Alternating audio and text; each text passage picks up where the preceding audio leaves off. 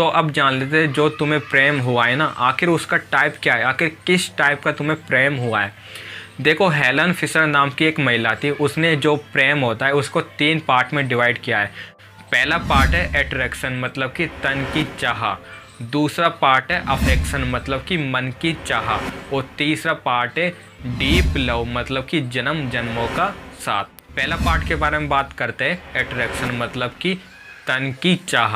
देखो यदि किसी को ये इस प्रकार का ये प्रेम होता है तो देखो जो जिस व्यक्ति को ये प्रेम होता है, यदि वो मतलब मेल है तो उसके माइंड में टेस्टोस्टेरोन हार्मोन रिलीज होता है, ठीक है। और यदि वो फीमेल है तो उसके माइंड में 2 हार्मोन रिलीज होते हैं जिनमें एक का नाम है प्रोजेस्टेरोन और दूसरे का नाम है एस्ट्रोजन। देखो ये जो हार्मोन होते हैं ना, ये हार्मोन क्या करते हैं, जो सामने वाला जो पार्टनर है, तुम्हारा सामने वाला जो साथी है, उसके साथ तुम्हें मतलब समय बिताने के लिए मतलब मजबूर करता है। मतलब तुम्हें ऐसा लगता है कि तुम मतलब उसके साथ ही ज़्यादा समय बिताना चाहते हो, ठीक है। खैर इसके बारे में तो तुम मतलब जानते ही होगे, तो इसके बारे में बात नहीं करते। दूसरे टाइप पर आते जिसका नाम है अफेक्शन मतलब कि मन की चाह। देखो यदि इस प्रकार का यदि प्रेम होता है, इस टाइप का यदि प्रेम होता है, तो देखो जो प्रेम करने वाला व्यक्ति होता है तो उस व्यक्ति के दिमाग में डोपामाइन नामक हार्मोन निकलता है।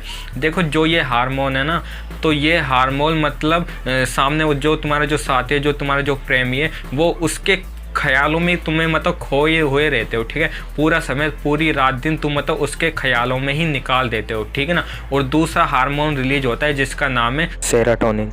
देखो जो ये हार्मोन है, ये इस हार्मोन से क्या होता है, तुम मतलब एक तरीके से मैं बोलूँ तो यदि तुम पागल से हो जाते हो, ठीक है। इसमें तुम क्या करते हो, पागल से हो जाते हो, और तुम मतलब तुम्हारा मतलब किसी बात पर ध्यान नहीं रहता, ठीक है ना।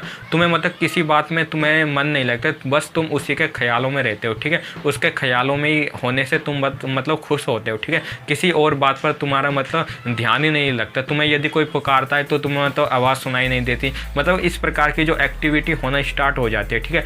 और अब तीसरे वाले प्रेम के बारे में बात करते हैं जिसका नाम है डीप लव मतलब कि जन्म जन्मों का साथ।